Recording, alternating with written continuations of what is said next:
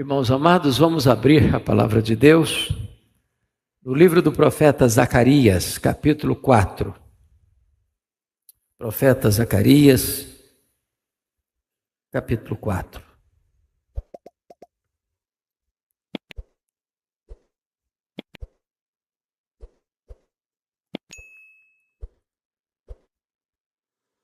Nós vamos ler apenas o verso 6. E este verso diz assim: prosseguiu ele e me disse: esta é a palavra do Senhor a Zorobabel, não por força, nem por poder, mas pelo meu espírito, diz o Senhor dos exércitos. A igreja pode ler em uníssono comigo, por gentileza? Vamos juntos? Prosseguiu ele e me disse: esta é a palavra do Senhor a Zorobabel, não por força, nem por poder, mas pelo meu espírito, diz o Senhor dos exércitos. Bom, hoje, diferentemente do que faço normalmente, pregando um sermão expositivo, hoje eu quero trabalhar um sermão temático. Hoje eu quero falar com você, à luz desse texto, sobre a ação do Espírito Santo na vida da igreja. É da mais alta importância na vida cristã entender que nós só temos um Deus, subsistindo em três pessoas distintas: o Pai, o Filho e o Espírito Santo. A nossa salvação é uma obra da Trindade. O Pai nos escolheu, o Filho nos redimiu e o Espírito Santo é quem aplica esta obra da redenção em nosso coração. Consequentemente, a igreja não existiria sem a obra do Espírito Santo. Consequentemente, não haveria sequer uma conversão sem a obra do Espírito Santo. Pois é Ele quem aplica a obra de Cristo em nosso coração. É Ele quem regenera o nosso coração. É Ele quem executa esta obra em nós. O pregador londrino Charles Haddon Spurgeon chegou a afirmar: seria mais fácil eu acreditar que um leão tornar-se-ia vegetariano do que acreditar que uma vida sequer possa ser salva sem a obra do Espírito Santo de Deus. Hoje eu gostaria de olhar alguns aspectos dessa verdade. Primeiro, a necessidade de se conhecer o Espírito Santo. E eu vou lhes dizer que ao longo da história houve uma espécie de negligência ao conhecimento da pessoa e da obra do Espírito Santo. Primeiramente, poderíamos recorrer ao chamado credo apostólico, um dos principais documentos da igreja cristã. O credo é muito específico. Crê em Deus Pai Todo-Poderoso e descreve a obra do Deus Pai. Crê em Jesus Cristo e descreve a pessoa e a obra de Jesus Cristo. Mas quando o credo vai falar do Espírito Santo, diz: creio no Espírito Santo. E não tem uma palavra sequer sobre a obra do Espírito Santo. O credo não errou no que afirmou, mas omitiu sobre a importante obra do Espírito Santo. Isso gera um sintoma. Até porque nos 4 primeiros séculos do cristianismo, a doutrina que a igreja focou nela foi a doutrina de Cristo. As grandes discussões teológicas tinham a ver com a pessoa de Cristo. Porém, essa negligência continua, porque você vai olhar os pais da igreja, e até mesmo na Idade Média, e você não verá nenhuma obra clássica sobre a pessoa e a obra do Espírito Santo. Depois vem a Reforma, e o reformador João Calvino foi batizado, chamado de o teólogo do Espírito Santo. Isso porque nas institutas da religião cristã, ele escreveu com 26 anos de idade, obra insuperável na teologia. No terceiro livro, ele enfatiza a obra do Espírito Santo, porque ele expôs o credo. Primeiro livro, creio em Deus Pai. Segundo livro, creio em Deus Filho. Terceiro livro, creio em Deus e Espírito Santo. Quarto livro, creio na igreja. No terceiro livro das Institutas, ele enfocou a obra do Espírito Santo, e isso valeu-lhe o título de o teólogo do Espírito Santo. Mas somente no século XVIII, na Inglaterra, que o grande puritano John Owen vai escrever a primeira obra clássica sobre a pessoa e a obra do Espírito Santo. Mais tarde, já bem recentemente, Abraham Kuyper, no século XX, ministro da Holanda, vai escrever o segundo grande clássico sobre o Espírito Santo, já no século XX. E o Dr. John Stott, tratando da polarização, disse que hoje a igreja, às vezes, ou hiperenfatiza o Espírito Santo com distorções, ou negligencia o estudo da pessoa e da obra do Espírito Santo. No seu livro A Dinâmica do Espírito, de J. Packer, ele vai dizer para nós aquilo que disse hoje de manhã, que o ministério do Espírito Santo é o ministério do holofote. Ou seja, o papel e a missão do Espírito Santo é projetar Jesus, é exaltar Jesus, é nos conduzir a Jesus, é apresentar a glória de Jesus. Mas, recentemente ainda, Francis Chan escreve um livro com o título provocante: O Espírito Santo, o Deus esquecido. Bom, a pergunta que eu faço a você é esta: você conhece a pessoa do Espírito Santo? Você conhece a obra do Espírito Santo? Você tem debruçado sobre este magno tema das Escrituras? Você tem se deleitado em conhecer, em experimentar a obra do Espírito Santo? Pois bem, esse é o primeiro aspecto que eu quero destacar. Portanto, a necessidade de se conhecer o Espírito Santo. Mas o segundo ponto que eu quero destacar é a necessidade de se honrar o Espírito Santo. Vejam vocês que nós corremos um grande risco sempre é de cair para extremos. Ou enfatiza de maneira equivocada, ou negligencia. E no século XVII, surge um movimento na Europa chamado os Quakers. E esse movimento, talvez para fazer face a uma posição muito racionalista que estava existindo, diz o seguinte: o que importa para nós não é a verdade objetiva. O que importa para nós é a luz interior. O que importa para nós não é o conhecimento, o que importa para nós é a experiência. E esse movimento, meus irmãos, criou um problema sério, que reflete na igreja evangélica no Brasil e no mundo até hoje. Porque muitas pessoas hoje pensam que a verdadeira espiritualidade é sentir e não saber. As pessoas estão à cata de experiências e não de conhecimento. Elas querem uma espiritualidade sensória e não uma espiritualidade do conhecimento. E como disse hoje de manhã, tem muita gente que acha que o culto foi abençoado que é quando ele sente um calafrio na espinha. E não há nenhum problema com calafrio na espinha, desde que essa emoção seja genuína, seja verdadeira, resultado do entendimento da verdade. Então o que aconteceu? O movimento Quaker gerou o que nós chamaríamos hoje de misticismo espiritual, do experiencialismo espiritual, da busca do sentir em detrimento do conhecimento e do saber. Mas hoje nós vemos um outro aspecto dessa negligência ou dessa falta de honrar o Espírito Santo.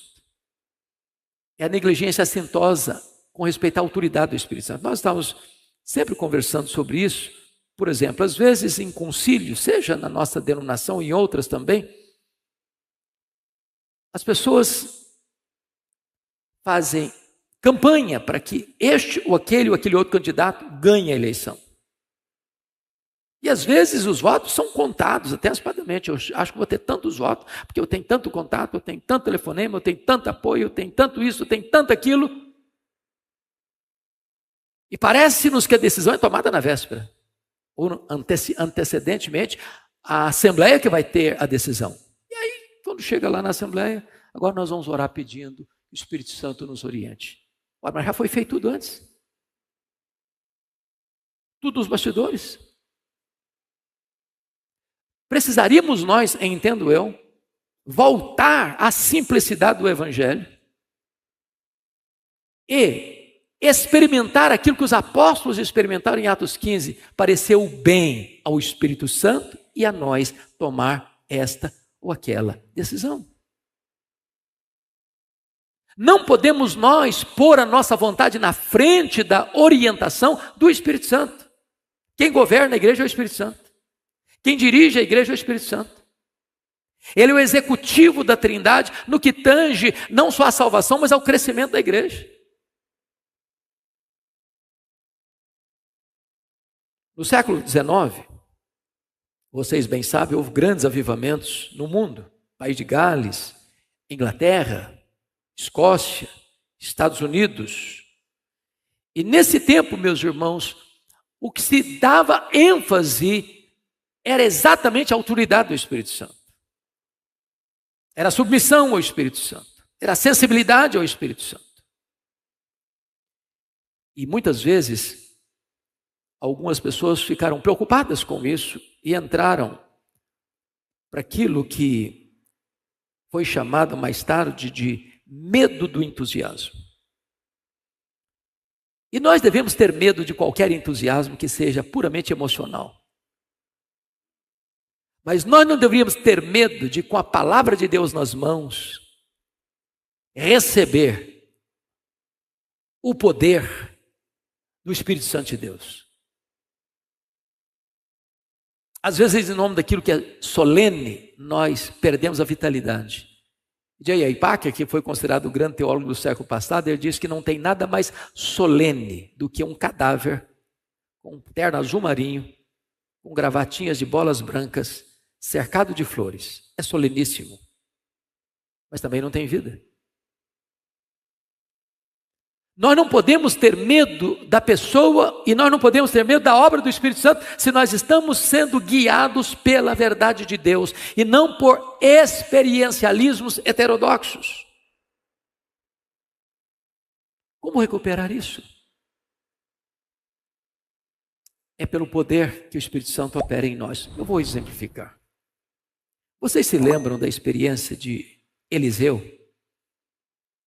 Quando a mulher de Sunem vai ao encontro dele, deixando para trás o seu filho morto. E diz a Bíblia que ela vem de longe. E Eliseu manda o Geazi ao encontro dela para saber se estava tudo bem com ela, com seu marido, com seu filho. E diz a Bíblia que Eliseu não teve da parte de Deus todo o esclarecimento do que estava acontecendo com ela. O homem não sabe tudo, nem os homens de Deus sabem tudo. Mas Deus disse para ele que ele percebia nela um coração angustiado.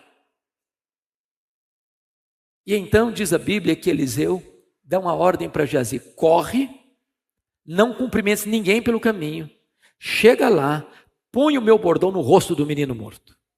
E Eliseu fez isso, e Geazi fez isso. O que aconteceu? Nada. O menino continuou morto.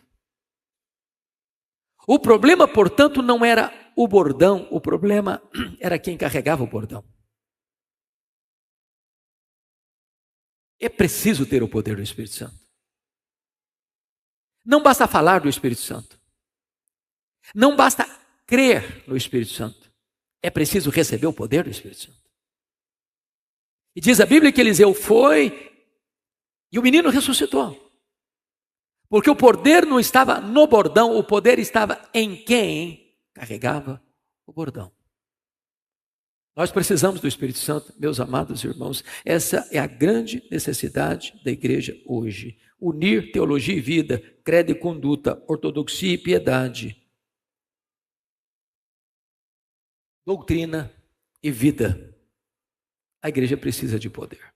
Bom, dito isto, eu gostaria que nós parássemos um pouquinho agora para examinar qual é a obra do Espírito Santo. E eu quero elencar algumas coisas. Primeiro, o Espírito Santo, diz João 16:9, é quem convence o homem do pecado. Quando o Espírito Santo vier, ele vos convencerá de pecado, da justiça e do juízo. O que significa isso? Que o pregador não tem poder de trazer convencimento de pecado. Nenhum ser humano em si mesmo ele tem esse poder. Jamais aconteceria você isolar e dizer, eu quero me convencer de que eu sou um pecador, então eu me convenço que eu sou um pecador. Não, ou o Espírito Santo convence você que você é um pecador, ou você não terá esse convencimento. É por isso que nós precisamos orar pela obra do Espírito Santo. É por isso que nós precisamos orar a cada culto que comparecemos. É por isso que nós precisamos orar para que toda pessoa que se levantar para ler a Bíblia e pregar a Bíblia, o Espírito Santo opere, porque se o Espírito Santo não agir, nós não teremos o coração quebrantado. Qual foi a última vez que você viu alguém se debulhando em lágrimas como consequência de uma profunda convicção de pecado? Qual foi a última vez que você viu aquilo que os puritanos chamavam de agonia do arrependimento? Se o Espírito Santo não agir em nós, a gente vai maquiando o pecado, justificando o pecado, batizando o pecado com outros nomes. Talvez falte-nos a experiência de Evan Roberts, o jovem que foi um instrumento de Deus para o avivamento do país de Gales, quando ele orava em lágrimas, dobra-me, Senhor, dobra-me, Senhor, dobra-me, Senhor. Em muitos púlpitos hoje, meus amados, não se prega mais sobre o pecado. Aliás, um dos mais conhecidos pregadores americanos, de uma das maiores igrejas da América, diz claramente, aqui nessa igreja não se prega sobre o pecado. O povo já está muito machucado pela vida. Para que trazer um tema tão rude, tão primitivo, como esse?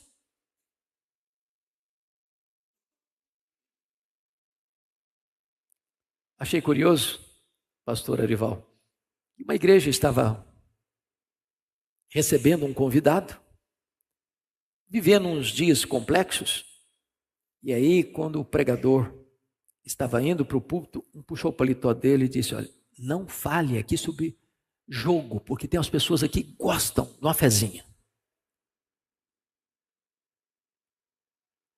Aí o outro falou, olha, aqui o senhor não trata do assunto conflito familiar, porque tem muitas famílias complicadas aqui, e vai achar que o senhor está pregando um sermão de carapuça. Avançou um pouco mais, falou, aqui o senhor não trata de fofoca, porque tem algumas pessoas que gostam de espalhar fofocas. Aí o pregador conseguiu chegar ao púlpito e disse, meus irmãos, eu estou encrencado, porque me falaram que eu não posso pregar sobre isso, eu não posso pregar sobre aquilo, eu não posso pregar sobre aquilo outro. Ele levantou um gaiato lá no do auditório e disse, prega sobre os judeus, não tem nenhum judeu aqui, pode pregar à vontade.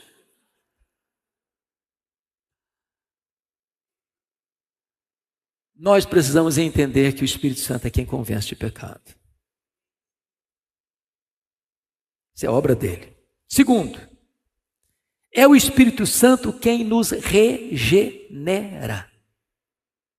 Se alguém não nascer da água e do Espírito, não pode entrar no reino de Deus. Irmãos amados, cristianismo não é uma caiadura, não é uma reforma, não é um verniz. Onde a pessoa dizia, eu fumava, não fumo mais, eu bebia, não bebo mais, eu jogava, não jogo mais, eu adulterava, não adultero mais, eu fazia isso, não faço mais. Isso é bom não fazer mesmo, o que é errado. Mas a fé cristã vai muito além disso. É um novo coração, é uma nova mente, é uma nova vida, é uma nova família, é uma nova pátria, é uma nova herança, é ser nova criatura. Você estava morto e recebeu vida, você era escravo e agora você é livre, você estava perdido e agora você foi achado, você estava no império das trevas, agora está no império da luz, você estava na potestade de Satanás, agora você está debaixo do senhorio de Cristo. Tudo se fez novo, as coisas antigas passaram, tudo se fez novo, e quem faz essa obra é o Espírito Santo, e só o Espírito Santo pode fazê-la. Só o Espírito Santo. Aliás, o Senhor Jesus Cristo diz para Nicodemos: ô Nicodemos, você quer entender o que é novo nascimento, regeneração, meu filho? É como o vento, ele sopra onde quer. Ouves a sua voz, não sabes de onde vem, nem para onde vai, e assim é todo aquele que é nascido do Espírito. E essa figura é maravilhosa, porque eu não vejo o vento, mas eu sei que tem, eu sei que ele existe, eu vejo a sua influência. E quando Jesus diz que o Espírito Santo é como o vento, ele está dizendo que o Espírito Santo é soberano, ele sopra onde quer. Ô, irmãos, convenhamos aqui, quantas pessoas que você já sentenciou, para essa pessoa não tem mais jeito não, e já foi longe demais. E de repente você vê uma conversão extraordinária. E aquela pessoa é levantada por Deus. Quantas pessoas que você disse assim, só falta um pouquinho para ser crente. Ele morre na incredulidade. Não tem ninguém meio morto. Morto é morto. Ou o Espírito Santo age ou não tem salvação. Ou o Espírito Santo regenera ou não tem nova vida. O Espírito Santo, meus irmãos, é livre e ele é misterioso, ele opera, ele faz o que eu não posso fazer e ele faz com quem eu jamais imaginaria de fazer. Por isso não desista nunca. Se você tem um parente, um familiar duro de coração, rebelde ao Senhor Jesus, ore porque o Espírito Santo possa soprar nele. No dia que o Espírito Santo soprar, tudo isso é derretido e o coração é transformado. A regeneração.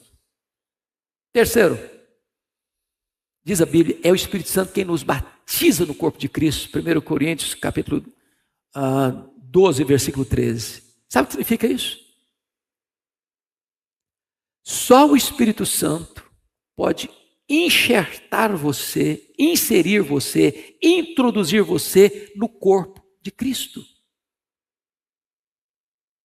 Nenhum decreto, nenhum concílio, nenhuma decisão, nenhuma palavra humana tem esse poder.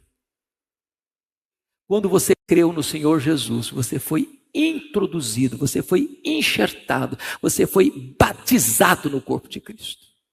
Agora você é membro da família de Deus.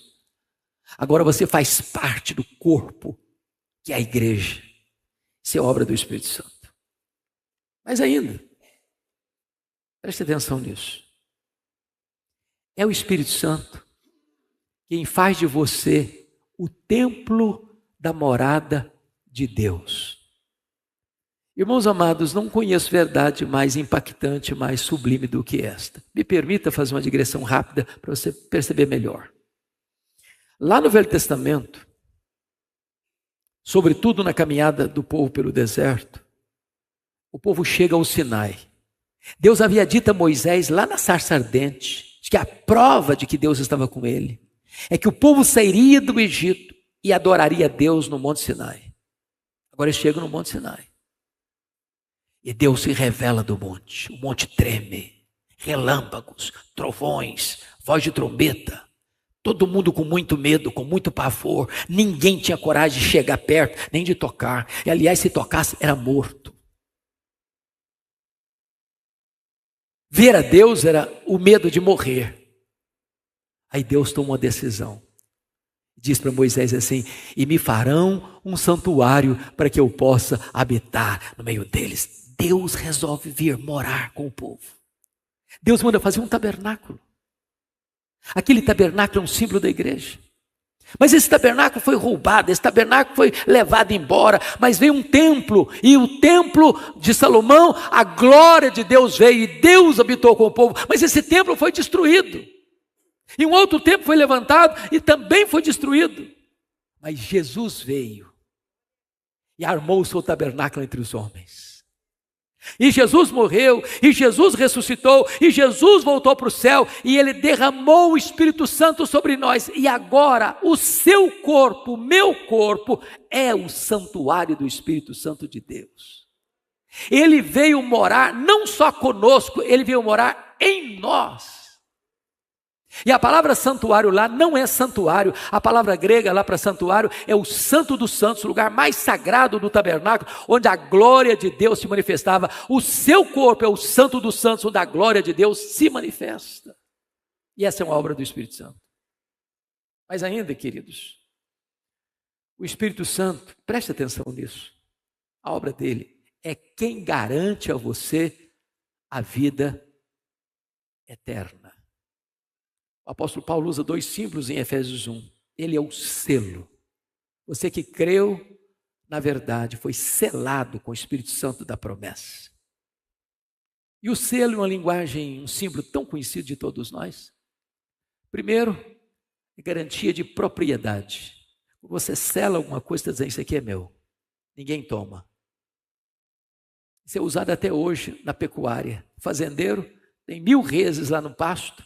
Ele vai lá e marca a sua rez com a sua marca, com o seu carimbo, com o seu símbolo, com as suas digitais. Aquela rez é dele. Você foi marcado com o Espírito Santo. Você é propriedade exclusiva de Deus. Mas selo significa outra coisa, genuinidade. Quando você marca um selo, um produto lá no supermercado, está dizendo, esse produto aqui é legítimo, não foi adulterado, não é híbrido, é confiável. A obra do Espírito Santo em você é legítima. Você é exclusivamente propriedade de Deus. Ninguém pode duvidar disso. Terceiro, o selo fala também de inviolabilidade. Você foi selado e ninguém pode tirar você dos braços de Jesus, porque Jesus selou você com o Espírito Santo. Você é propriedade dele, é garantia. Mas o outro símbolo é o penhor. Penhor é uma linguagem comercial. Por exemplo, você ia comprar algum produto, você dava uma parcela de entrada com a garantia de que concluiu o pagamento. Essa parcela de entrada é o penhor, é a garantia de que a dívida vai ser quitada. Esse símbolo também era usado na família, o anel de noivado, que o noivado naquela época é muito diferente de hoje, só rompia o noivado com o divórcio. Então o noivo dava o anel de noivado como garantia, como penhor de que o casamento iria ser consumado. Quando você creu, o Espírito Santo foi dado a você como garantia de que Deus vai completar a sua obra que começou a fazer na sua vida. Isso é a obra do Espírito Santo. Mas ainda, irmãos, é o Espírito Santo quem nos santifica. E o que é santificação? É um processo que começa na regeneração e só termina na glorificação. A santificação é a glorificação iniciada. E a santificação é a glorificação iniciada.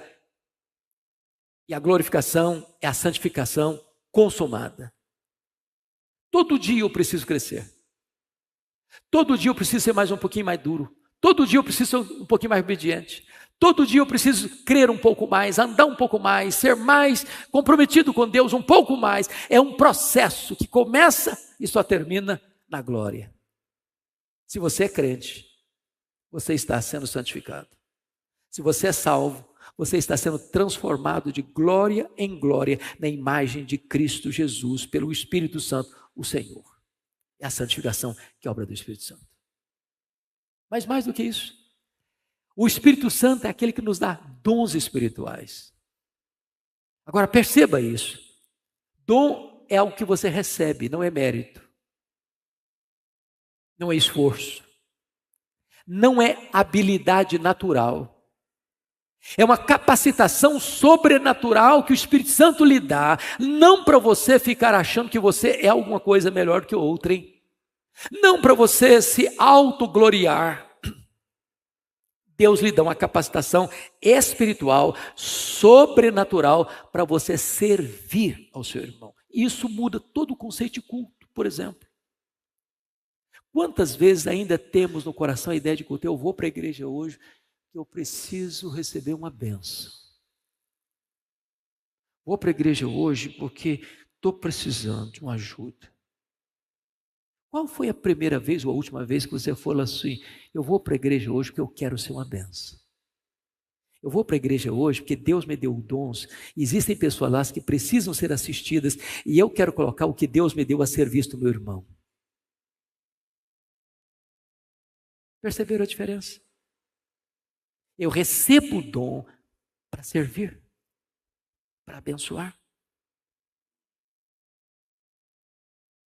E desta maneira, queridos irmãos, o Espírito Santo vai capacitando a igreja para realizar a obra. Mas mais do que isso, outra obra do Espírito Santo é que ele intercede por nós, em nós, ao Deus que está sobre nós. Já pensou nisso? Que o Espírito Santo está em você, orando por você, em você, ao Deus que está sobre você? Você encontra consolo maior que esse? Que o Espírito Santo intercede por você com gemidos inexprimíveis. E Deus que sabe com a mente do Espírito, sabe que Ele ora por você, em você, é o Deus que está sobre você, afinado 100% com a boa, agradável e perfeita vontade de Deus. Eu não sei orar como convém, mas o Espírito Santo que está em mim, orando por mim, em mim, ao Deus que está sobre mim, Ele não desperdiça nenhuma das suas intercessões em meu favor. Bom, dito isto, eu gostaria de concluir com 2 pontos. Primeiro, é que o Espírito Santo, meu amado, é a fonte de uma vida abundante. Jesus Cristo disse, quem crer em mim, como diz a Escritura, do seu interior foram rios de água viva. E disse isso com respeito ao Espírito Santo. Não são gotas, não são córregos, não é um rio, são rios de água viva. Só o Espírito Santo pode conceder isso a você. E amém. Vida abundante. Finalmente, é o Espírito Santo quem nos dá poder. Jesus Cristo, sendo o homem perfeito, não abriu mão desse poder. Ele recebeu esse poder lá no batismo, quando o Espírito Santo desceu sobre ele. A Bíblia diz que, cheio do Espírito Santo, ele é conduzido pelo Espírito Santo ao deserto para ser tentado e vencer o diabo. Diz a Bíblia que, cheio do Espírito Santo, ele retorna para a sua cidade, onde cresceu, em Nazaré, entrou na sinagoga, tomou o livro de Isaías em suas mãos e leu: o Espírito do Senhor Deus está sobre mim, pelo que me ungiu para pregar, para libertar e para curar. E no poder do Espírito Santo, ele realizou o seu ministério. E ele não permitiu que a sua igreja saísse para fazer a obra sem antes ser revestido com esse poder. Primeiro Jesus envia o Espírito Santo à igreja, depois Jesus envia a igreja ao mundo. Ele disse: permanecei na cidade até que do alto sejais revestidos de poder. E disse mais: e recebereis o poder ao descer sobre vós o Espírito Santo. Hoje você e eu precisamos desse poder. Não há cristianismo sem poder. Não há testemunho eficaz sem poder. Se estamos sem esse poder, não é porque não existe esse poder. É o mesmo poder que ressuscitou a Jesus dentre os mortos. É o poder que está à minha, à sua, à nossa disposição ainda hoje. Essa é a obra do Espírito Santo. Eu quero concluir trazendo 3 alertas para você e para mim. O primeiro alerta está lá em Efésios 4:30. E não entristeçais o Espírito Santo de Deus. O Espírito Santo é uma pessoa. E quando você peca, o que é que você sente? Tristeza. Sabe por que você fica triste? Porque o Espírito Santo que está em você fica triste. Agora, por favor, preste atenção nisso. Se você está nesse auditório nos assistindo aqui, você cometeu uma transgressão, um pecado, e não sentiu nenhuma tristeza, nenhum pesar. Se as coisas já estão no piloto automático e você faz o que entristece a Deus e não está triste, põe a boca no pó. Você precisa de conversão. Toda pessoa convertida, ao pecar contra Deus, fica muito triste. E enquanto não confessa o seu pecado, enquanto não recebe o perdão de Deus, não tem paz no coração. Então, a ordem é: não entristeça o Espírito Santo. A segunda orientação bíblica está lá em 1 Tessalonicenses 5,19. Não apagueis o Espírito. A ideia é que o Espírito Santo é como um fogo. E como é que você apaga um fogo? Tirando o combustível. Como é que um crente apaga o Espírito Santo? Quando ele para de ler a Bíblia, quando ele para de orar, quando ele para de frequentar assiduamente a casa de Deus, quando ele retira o oxigênio que alimenta a chama, o Espírito Santo é apagado na vida dele. Mas a terceira orientação, Efésios 5,18. Enchei-vos do Espírito. Enchei-vos do Espírito. E essa ordem está naquilo que nós chamamos de um presente contínuo. O enchimento de ontem não serve mais para hoje. Todo dia é dia de você estar cheio do Espírito Santo.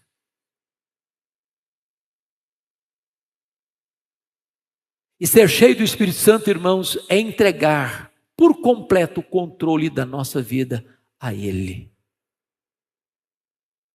Uma coisa é ter o Espírito presente, outra coisa é ter o Espírito presidente. Uma coisa é ser habitado pelo Espírito, outra coisa é ser cheio do Espírito. E a ordem de Deus para você e para mim nesta noite é: enchei-vos do Espírito. Zorobabel era o líder político, Josué era o líder religioso. Havia uma grande obra para ser feita. Eles estavam com escassez de recursos, eles estavam cercados de inimigos, eles estavam com um povo desanimado. E Deus então disse através do profeta Zacarias: não é por força, não é por poder, é pelo meu Espírito, diz o Senhor dos Exércitos. Não importa se a sua vida hoje está fraca, não importa se tem muitos inimigos à sua volta querendo desanimar você, não importa se há falta de recursos humanos ou espirituais, agora entendamos isso: a obra de Deus em nós, por nós, através de nós, será feita não por força, não por poder humano, mas pelo Espírito Santo de Deus. Esta é a palavra que eu preciso nesta noite. Esta é a palavra que Deus tem para você, para o seu coração, nesta noite. Isaías 62. Leremos apenas 2 versos, versos 6 e 7. Isaías 62, versos 6 e 7.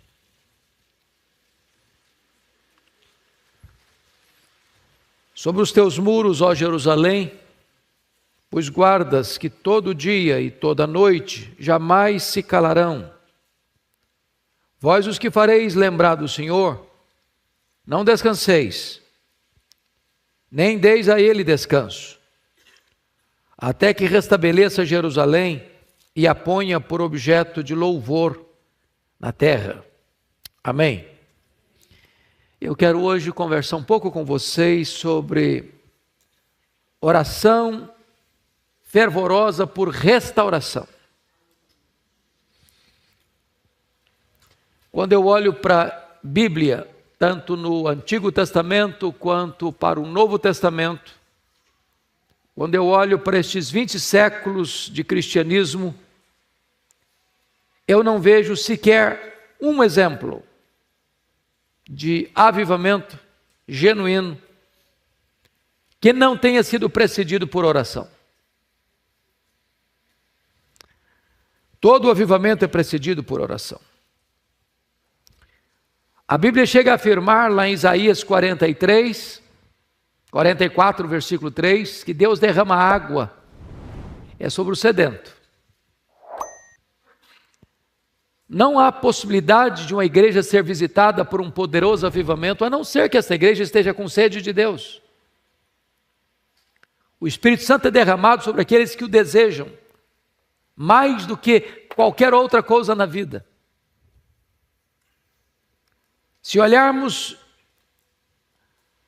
com clareza o livro de Atos dos Apóstolos, o Pentecostes, o derramamento do Espírito Santo, em cumprimento à promessa do Pai, registrada lá em Joel capítulo 2, ocorre mediante uma obediência clara a uma ordem expressa de Jesus. Permanecei na cidade até que do alto sejais revestidos de poder. E aqueles discípulos entraram no cenáculo, e diz a Bíblia que todos perseveraram unânimes em oração. 10 dias depois, de uma reunião onde havia um só coração, uma só alma, uma só mente, um só propósito, os céus se fenderam e o Espírito Santo foi derramado. O maior pregador do século XIX, príncipe dos púlpitos evangélicos, chamado Charles Haddon Spurgeon, ele disse que todas as nossas bibliotecas, e ele era um homem muito culto, são nada, são um vácuo diante do secreto, do recinto secreto da oração. Não que o conhecimento é desprezível ou irrelevante, é que se não houver oração, não há virtude do Espírito Santo na nossa boca para pregar. Sem o Espírito Santo, os nossos lábios são lábios de barro. Uma coisa é proferir a palavra de Deus, outra coisa é ser boca de Deus. Sem oração não tem poder. Jonathan Edwards foi o teólogo clássico do avivamento do século XVIII. Chegou a dizer que quando Deus tem algo muito grande a fazer em favor da sua igreja, Ele desperta o seu povo para orar. E eu creio, meus irmãos, que Deus tem coisa grandiosa para fazer nos nossos dias, na nossa geração, nesse tempo. É por isso que a igreja precisa se despertar para orar. Estou de acordo com essa expressão. Quando a igreja ora, os céus se movem, o inferno treme e coisas novas acontecem na terra. Quando Elias orou no Carmelo, diz a Escritura de Deus que 2 fenômenos aconteceram. Primeiro o fogo caiu, e depois a chuva desceu. Deus é o Deus que mostra o seu poder, e Deus é o Deus que mostra a sua restauração. Quando Jesus orou no Jordão, é interessante que é só Lucas que se relata isso, quando ele foi batizado, diz o texto que ele estava orando. E porque ele estava orando, os céus se abriram, o Espírito Santo desceu, e o Pai falou: este é o meu filho, o meu amado, em quem eu me comprazo. Esse texto que acabamos de ler, meus irmãos, tem alguns princípios de oração que são absolutamente importantes para a nossa reflexão nesta noite. E eu gostaria que você, mantendo a sua Bíblia aberta no texto, pudéssemos considerar essas características da oração por despertamento, por avivamento espiritual. E o primeiro deles, confira comigo no verso 6, está escrito aí: sobre os teus muros, ó Jerusalém, pus guardas. Aqui é uma oração cheia de expectativa. Vocês sabem que as cidades naquela época eram cidades amuralhadas. Jerusalém era uma cidade com muros. Quando a cidade foi devastada, destruída pelos caldeus, no ano 586, os muros da cidade ficaram 142 anos quebrados, em ruína. Mas no ano 444 a.C., Neemias é enviado, e ele reconstrói os muros em 52 dias. Os muros tinham de tempo em tempo torres de vigia. Naquela época não tinha todos os sistemas de proteção. Cabia aquele guarda, aquele vigia, que ficava lá na torre, em cima do muro, olhar o horizonte. Porque se viesse algum inimigo para atacar, cabia a ele, como sentinela, avisar o perigo.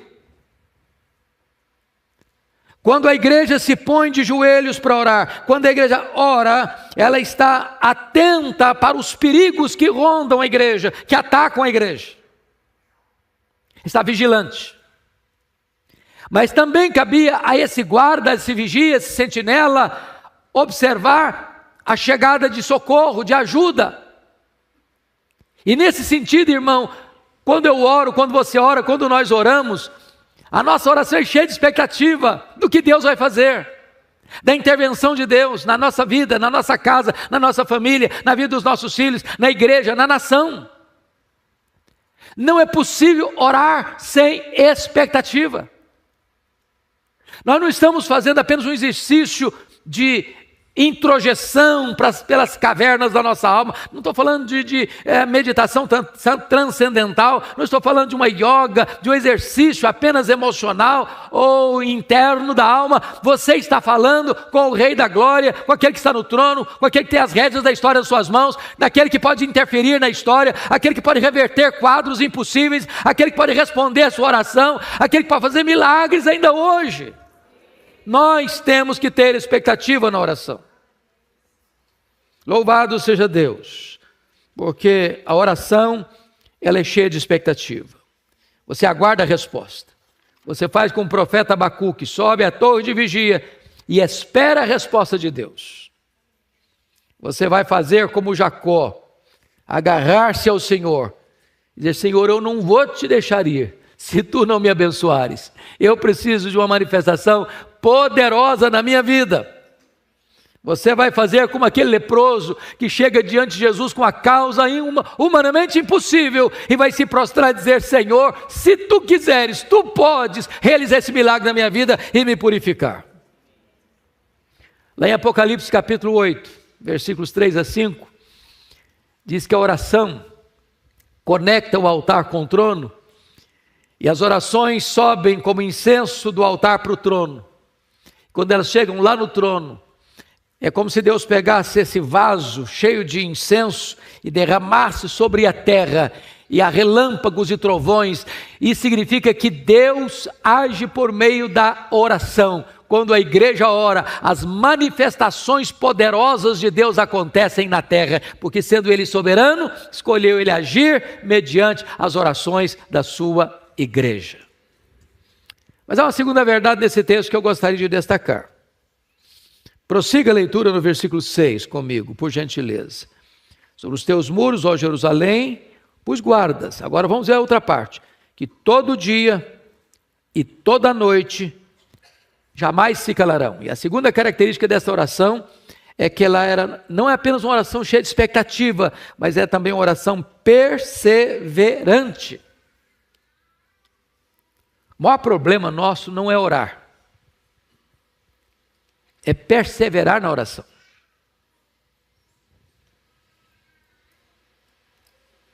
Às vezes nós até somos desafiados ou começamos a orar, mas fraquejamos, desanimamos, nos cansamos, afrouxamos as nossas mãos, ficamos com os joelhos trôpegos, não perseveramos. O Senhor Jesus Cristo alertou-nos sobre isso dizendo: orai sem cessar, sem nunca esmorecer. Quando ele diz sem esmorecer, é porque nada fadiga mais a nossa carne do que oração. Não é exercício que mexa tanto com a nossa estrutura física e emocional do que a oração. Você tem disposição de trabalhar o dia inteiro, mas você tem dificuldade de ajoelhar e orar 15 minutos. A nossa carne não quer orar. O nosso corpo pulsa para não orar. Orar é resistir, é enfrentar essa indisposição inata nossa. É por isso que a Escritura diz, lá em 1 Tessalonicenses 5,17, orai sem cessar. Não para não. O avivamento primeiro da igreja em Atos 2 acontece exatamente porque Jesus deu uma ordem e os discípulos entenderam: permanecei na cidade até que do alto sejais revestidos de poder. Quando você para entender isso, fica fácil de compreender uma coisa: para quem que ele está falando isso? Ele está falando isso para discípulos galileus, que moram lá no norte. Aqui em Jerusalém eles são rejeitados, não são bem vistos, não são bem quistos, são tidos como gente de segunda classe. Aqui tem perigo, aqui tem ameaça, aqui tem hostilidade, aqui não é a casa deles, aqui não é o lar deles, aqui não é o ambiente deles. E Jesus disse para eles assim: permanecei, vamos embora não, fica aqui. E fique aqui até que do alto sejais revestidos de poder. Você persevera na oração, num ambiente hostil, num lugar hostil, onde você pode ser criticado, zombado, escarnecido por todo mundo, mas você permanece ali até que do alto Deus revista você com o seu poder e com o seu espírito.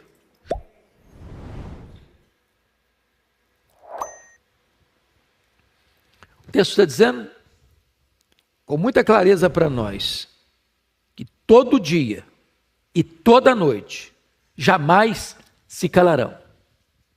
Está falando do vigia. Ele não dorme, ele não pestaneja, ele não cochila, ele está atento, ele está vigilante.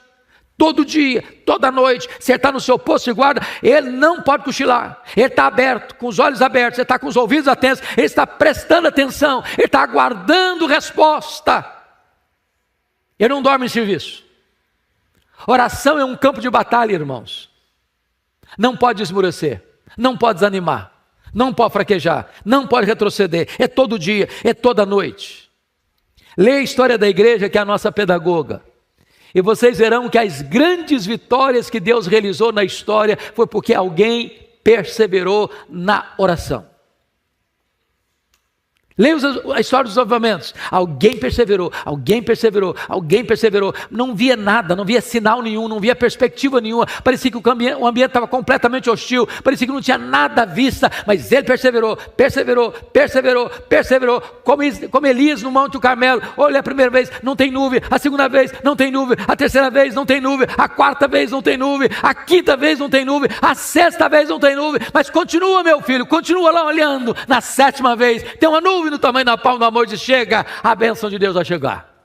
Ore, meu irmão, ore, uma semana, um mês, um ano, persevere. A causa que você está colocando diante de Deus, não abra mão, pelos seus filhos, pelo seu casamento, pela sua família, pelos seus negócios, pela sua saúde espiritual, pela sua igreja, pela nossa nação. Vamos perseverar em oração. Lendo sobre o avivamento coreano,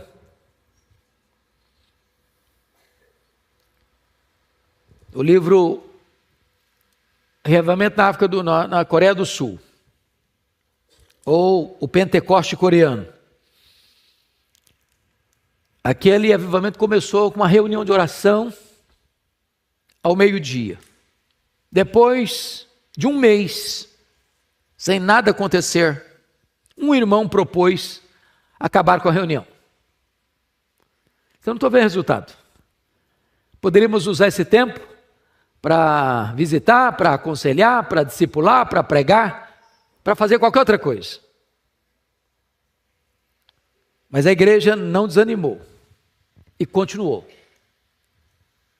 E logo depois houve um sinal do favor de Deus, e aquele avivamento veio. E todos nós sabemos os frutos deste avivamento coreano.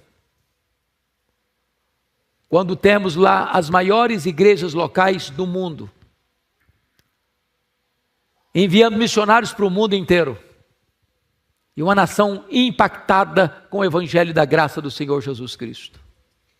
Eu quero conclamar você, meu irmão, minha irmã, você pai, você mãe, para nós orarmos perseverantemente pela nossa casa, pelos nossos filhos, para que vejamos uma geração sendo levantada por Deus nesse tempo, para a glória do seu nome. Mas há uma terceira coisa aqui nesse texto. Volte os olhos de novo para o verso 6, porque está escrito aí: vós os que fareis lembrado o Senhor. Em terceiro lugar, essa oração ela é usada, sabe por quê? Porque ela está fundamentada nas promessas da palavra de Deus. Irmãos, até parece assim curioso, porque Deus não tem amnésia, Deus não se esquece, Deus não tem uma memória fraca, Deus sabe tudo, Deus se lembra de tudo, Deus não esquece de nada. Mas a retórica de Isaías aqui é fortíssima, porque ele diz assim: vós, os que fareis lembrar do Senhor. Sabe o que significa isso?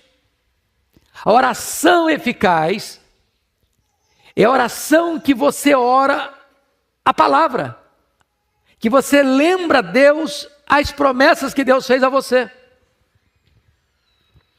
É por isso, meus irmãos, que não tem vida de oração sem conhecimento da Bíblia. As duas coisas caminham juntas. Você ora a Bíblia.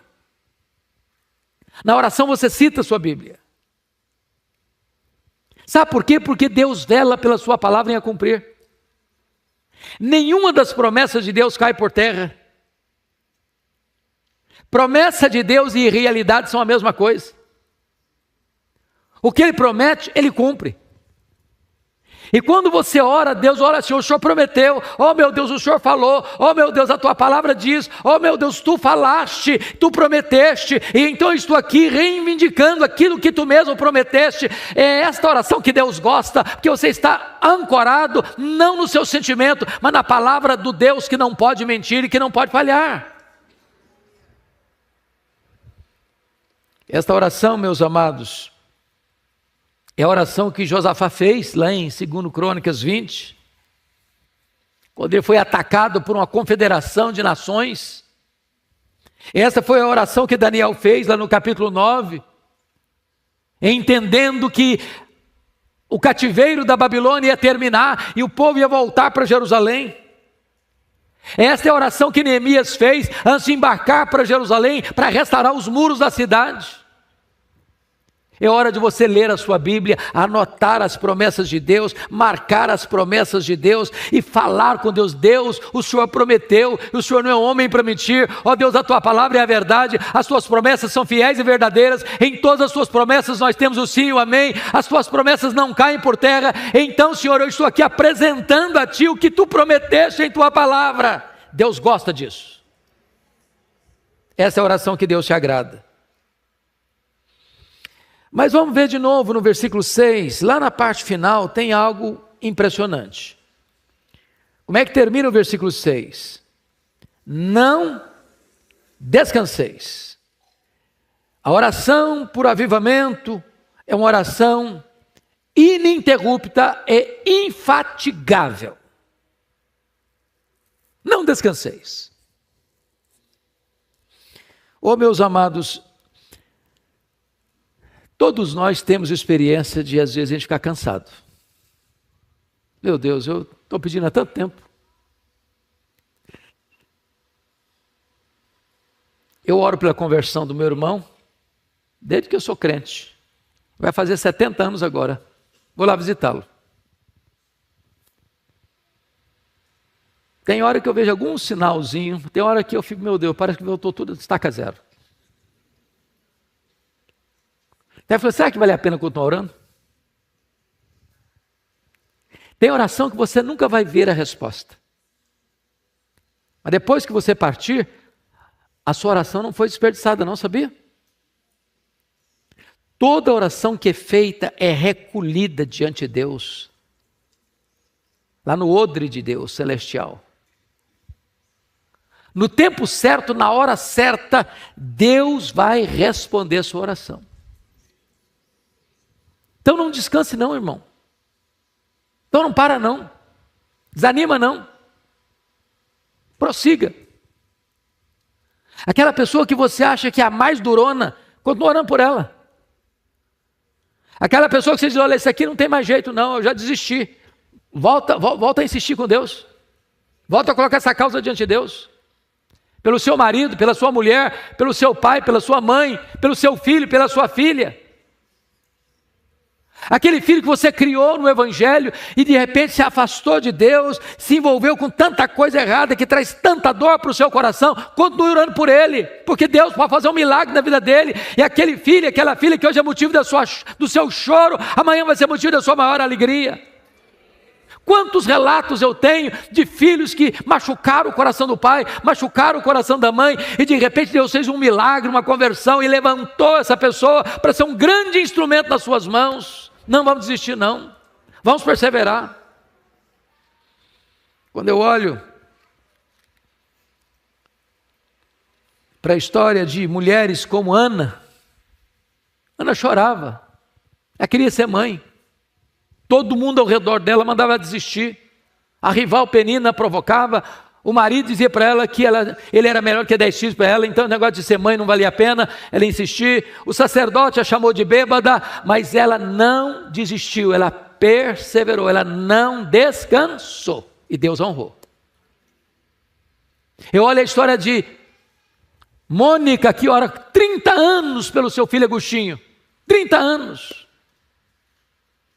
E depois que ele é convertido, vai se transformar no maior expoente dos pais da igreja. E mais tarde Ambrósio vai dizer: um filho de tantas lágrimas jamais poderia se perder. Olha a história de David Brainerd. Esse moço, irmãos, morreu com 29 anos. Ele era noivo da filha de Jonathan Edwards, não chegou a casar. Quando ele morreu, o Jonathan Edwards escreveu o livro da biografia dele, o diário dele, pegou as anotações, escreveu o diário dele, a vida de David Brainerd. Quando perguntaram para John Wesley: ô John Wesley, qual é o melhor livro no mundo depois da Bíblia para se ler? Ele respondeu: leia o diário de David Brainerd. Esse moço foi trabalhar com os índios peles vermelhas, antropófagos, canibais. E às vezes os índios o cercavam para matá-lo e comê-lo, e o viam estirado no chão, na neve, chorando, clamando a Deus pela salvação dos índios pelas vermelhas. E ele experimentou um reavivamento naquelas selvas, e viu aqueles índios tão truculentos, canibais, antropófagos se convertendo, sendo convertidos ao evangelho da graça do Senhor Jesus Cristo. Não descanseis. Não sei qual a causa que você tem e que você às vezes foi tentado a desistir. Eu quero encorajar você a prosseguir, a não desistir, até ver um milagre de Deus acontecer como resultado da sua oração. Mas em quinto lugar, veja agora comigo o versículo 7. Está escrito algo aí da mais alta importância na vida espiritual. Está escrito assim: nem deis a ele, a Deus, descanso. É até engraçado isso. Como se você pudesse cansar Deus. Falar: não aguento mais você, eu vou te atender porque você está me enchendo a paciência. O que significa isso? Essa é uma oração importuna, ousada. Nas palavras de Martinho Lutero, orar é bombardear o céu, é esmurrar a porta da graça, é de você dizer para Deus: estou aqui de novo, Senhor. Ó Deus, ó, eu aqui, ó, outra vez. Ó Deus, ó, o senhor está lembrado, né? Aquele assunto, pois é, eu estou aqui de novo. Ó Deus, ó, não esqueci não, tá? Estou precisando, hein? Ó Deus, ó, olha para mim. Não dê descanso a Deus. Não cesse até que a resposta chegue. Porque Deus, amados irmãos, às vezes Ele parece demorar, e quando Deus parece demorar, não é porque Deus está longe ou diferente, não. Ele está preparando coisa melhor para nós. Mas Deus tem prazer, porque isso aqui é a palavra dEle, de ver a perseverança do seu povo em buscá-lo. Como aquela viúva que chegava diante do juiz: olha, joga minha causa, julga minha causa, julga minha causa, julga minha causa, oh, julga minha causa, julga minha causa. O cara falou: tem que atender essa mulher, tem que atender, não tem jeito não. Não é que Deus seja um juiz injusto, ou um juiz que perdeu a paciência, não. Deus é amor, Deus é graça, Deus é bondade, Deus se importa com você, Deus ama você, mas Ele trabalha isso para que trabalhe em você, para você perseverar, para que Ele trabalhe o seu coração para receber a bênção que Ele vai lhe dar.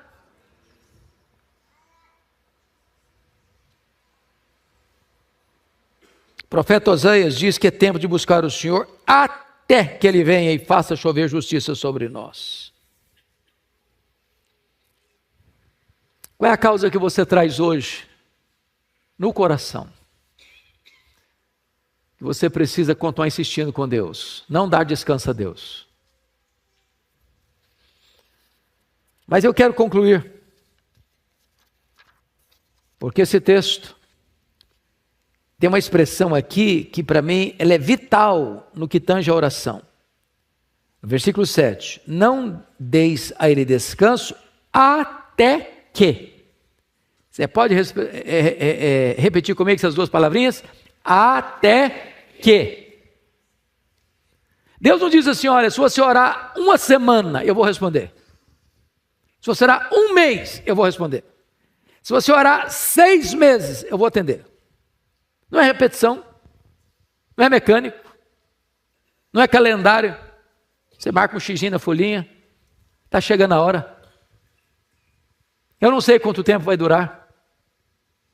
Tem oração que você nem acabou de fazer, a resposta já chegou. Lembra lá do Neemias para conversar com o rei? Ele orou no silêncio do seu coração e Deus respondeu na hora. Tem oração que Deus demora um dia, tem oração que Deus demora uma semana, tem oração que Deus demora um mês, tem oração que Deus demora um ano, tem oração que Deus demora uma vida. Tem oração que Deus responde depois que você morre. Quando Ele diz até que, Ele está dizendo o seguinte: nunca pare, nunca desista, nunca retroceda, nunca recue. Mas vejam mais, eu quero concluir aqui com esse ponto, que essa oração ela é específica, muito objetiva, porque como é que termina o versículo 7? Até que restabeleça Jerusalém e a ponha projeto de louvor na terra. Ele não está pedindo saúde, ele não está pedindo prosperidade, ele não está pedindo coisas para ele. Ele está pedindo para que Deus restaure Jerusalém, restabeleça Jerusalém. Jerusalém que tem seus muros quebrados, Jerusalém que tem suas portas queimadas, Jerusalém que está cercada de inimigos, Jerusalém que é motivo de opróbrio, vergonha entre as nações. Ele está orando, falou: Senhor, restaura Jerusalém, Senhor, restaura Jerusalém, restabeleça Jerusalém, faça Jerusalém uma cidade gloriosa, Senhor, faça da minha casa não um lugar de muros quebrados, portas queimadas. Senhor, restaura minha casa, restaura minha família, Senhor, restaura minha igreja, restaura minha igreja, restaura minha nação, restaura, Senhor. Ele tem uma causa. Oh, meus amados irmãos, eu queria conclamar você hoje para nós fazermos uma grande cruzada pela nossa família. Eu não sei se já houve tempo na história onde a família tenha sido tão atacada. E não é um ataque assim de perseguição, de bater, de prender, de matar. É mais sutil. Mais sutil. É a infiltração de novas ideias, de novos conceitos, de uma nova cosmovisão. É o dia a dia minando valores, princípios. São as escolas doutrinando, em vez de ensinar. Todo dia gotejando na cabeça das crianças conceitos novos. Nós estamos dentro dessa geração. talvez requerendo das nossas igrejas, e o pastor Ival tem preocupado com isso, das igrejas lá no passado, como tinha, os missionários chegavam aqui, plantavam uma igreja, uma escola do lado, uma igreja, uma escola, uma igreja, uma escola, uma igreja, uma escola. Nós precisamos voltar a isso. Porque se você parar para imaginar as consequências disso, a médio e longo prazo, pode ser desastroso. Nós precisamos orar. Precisamos investir mais nos nossos filhos, para que eles conheçam a Deus mais jovem possível, talvez lá na fase da infância, talvez na fase aí de um junior, de um pré-adolescente, de um adolescente. Para que eles não sejam tragados por essa cultura, tragados por essa geração. Nós não podemos, amados, nos conformar ou nos acomodar apenas em dar coisas para os nossos filhos, uma casa boa, roupa boa, comida boa, escola boa, universidade boa, buscando a eles a oportunidade de entrar numa boa universidade, ter uma boa profissão e ganhar um bom salário. Nós precisamos que os nossos filhos conheçam a Deus, sejam servos de Deus, sejam salvos pela graça de Deus.